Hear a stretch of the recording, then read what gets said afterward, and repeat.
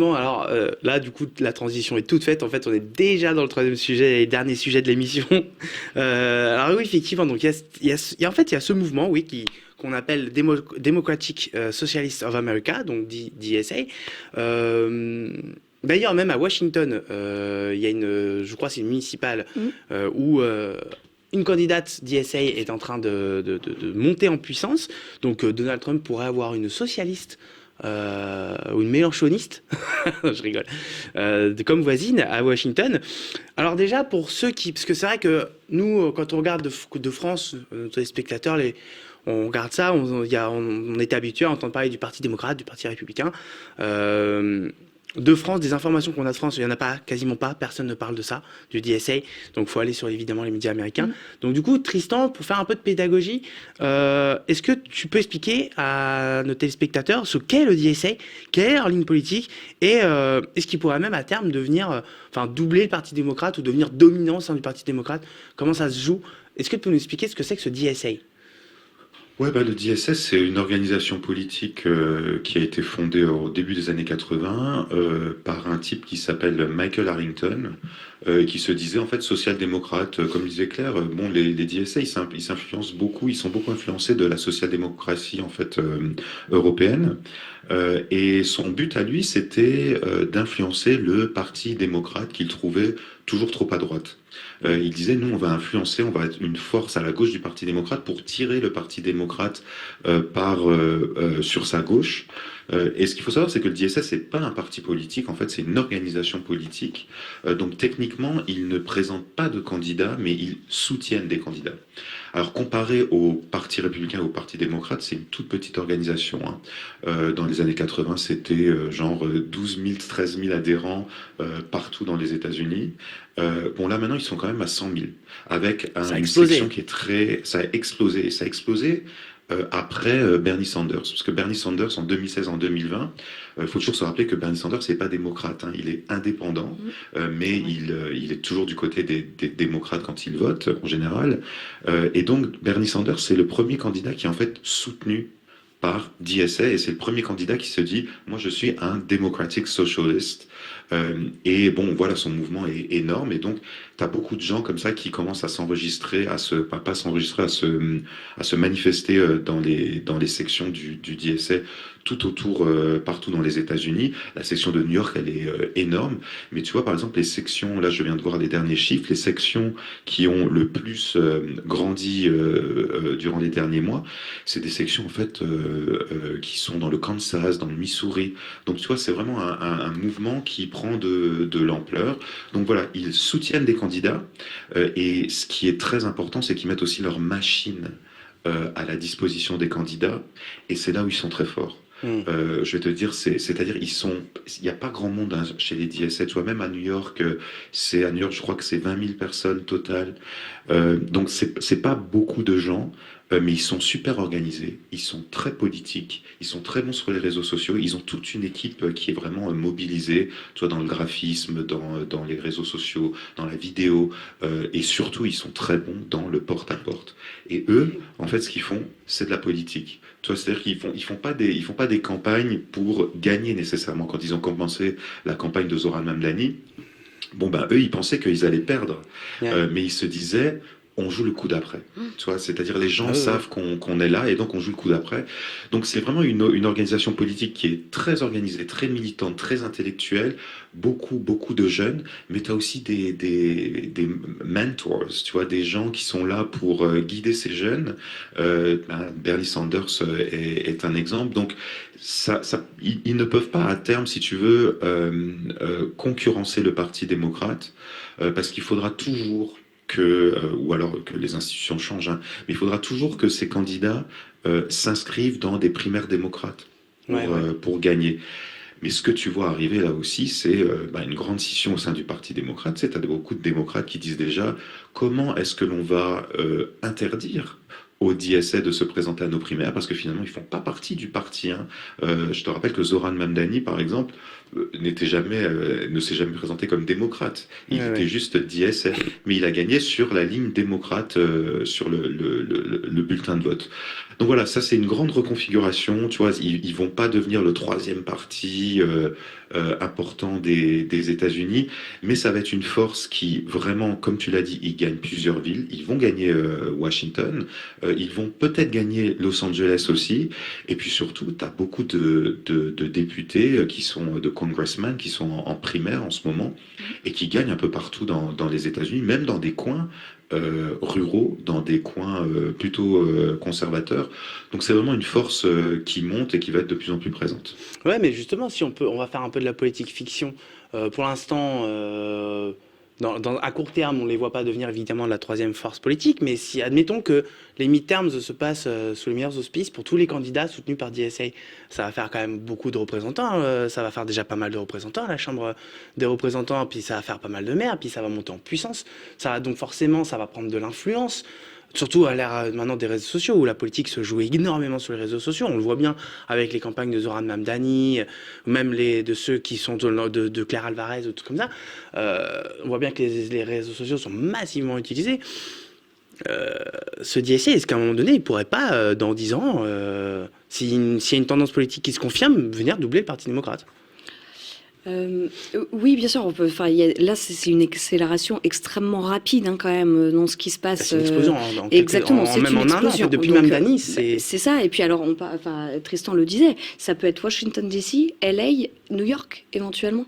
Enfin, ce serait vraiment quand même incroyable que les trois, du coup, villes les plus importantes, villes les plus grosses des États-Unis, en tout cas importantes politiquement pour Washington, soient tenues effectivement par des maires d'ISA. On n'y est pas encore sur LA, mais c'est intéressant de revenir sur ce que disait Tristan très bien. Mais Rahman à LA contre Karine Bass, elle la connaît très bien. Elles ont travaillé ensemble, notamment sur des projets importants pour DSA. Sur l'immigration.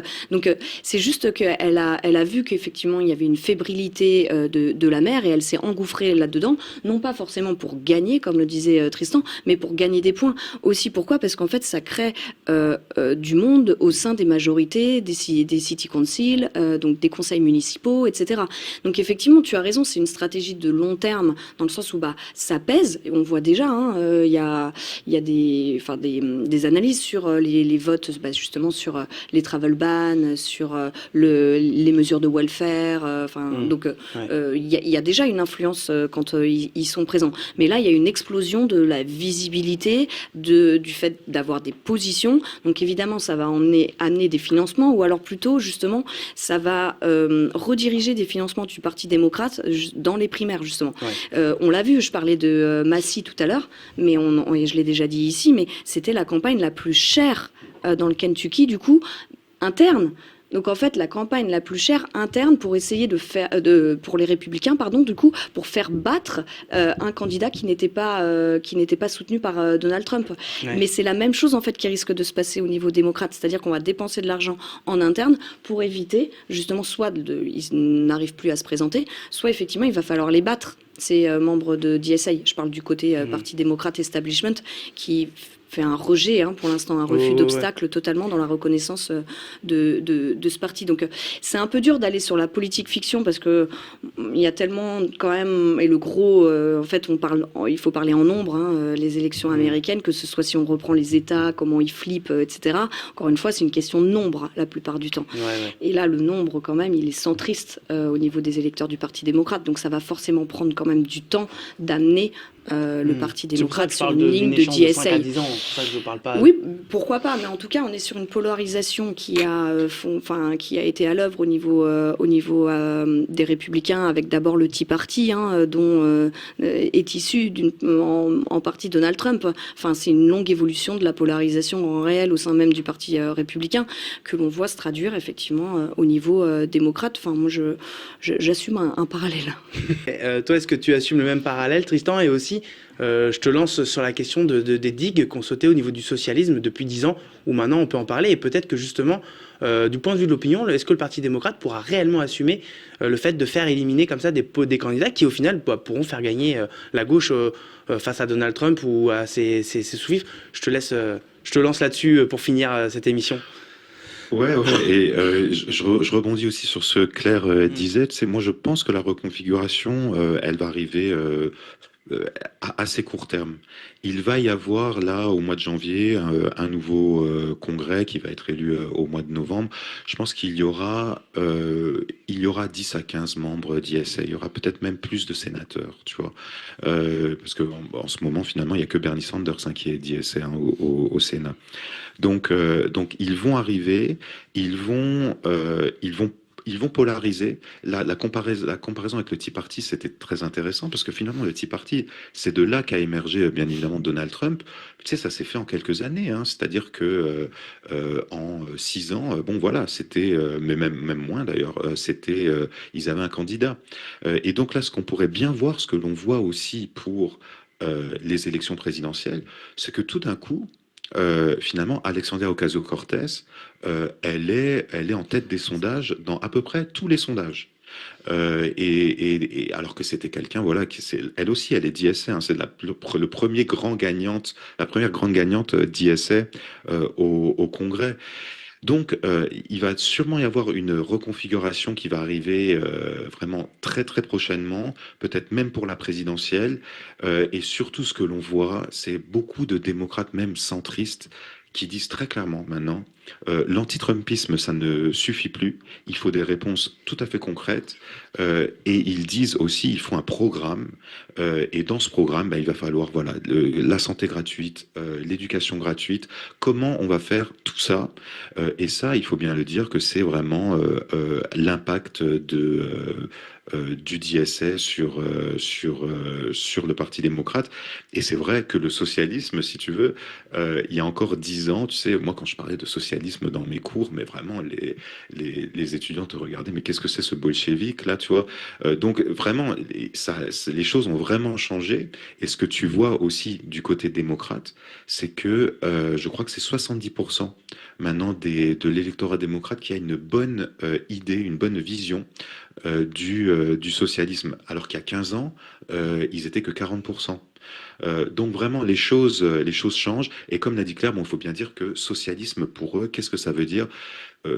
Ça veut peut-être un peu dire la vie normale pour nous en France, c'est-à-dire une santé voilà, qui est gratuite, des écoles, des universités où tu peux aller gratuitement aussi, c'est-à-dire un welfare state, c'est-à-dire une sécurité sociale, etc., qui marche bien.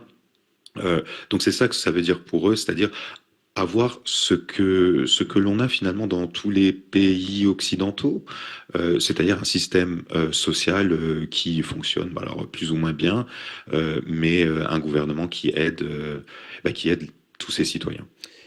Claire, tu voulais réagir à quelque chose, j'ai l'impression. Oui, rebondir sur ce que Pour finir. disait Tristan aussi tout à l'heure, c'est que ça se remplace beaucoup sur le terrain aussi en fait. Mm. Et c'est un peu, encore une fois, similaire à ce qui peut se passer dans nos social-démocraties, effectivement.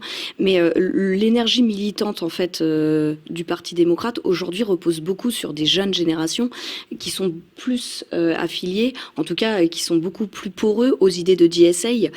Et donc quand on va faire du porte-à-porte sur les mobilités de canvassing, etc., et ben on a ces jeunes-là, dont les lignes idéologiques se retrouvent aussi. Et j'en parlais quand je faisais la campagne en Arizona, mais par exemple, dès qu'on allait dans la grande ville, la ligne de fracture sur la Palestine était très forte. Ouais. Et ça a empêché certaines personnes de voter pour Kamala Harris. À tort ou à raison, peu importe, mais ça les a empêchés du coup de voter pour le Parti démocrate. Donc le Parti démocrate a aussi besoin de ces militants-là, très clairement, autant en termes d'électeurs, mais aussi sur le terrain. Et c'est là aussi où la bascule peut être plus rapide. Ok. Merci Claire et Tristan. Merci pour cette passionnante discussion, encore une fois, sur la politique américaine, sur Donald Trump et ses bêtises, et sur nos jeunes pousses socialistes qui continuent de monter.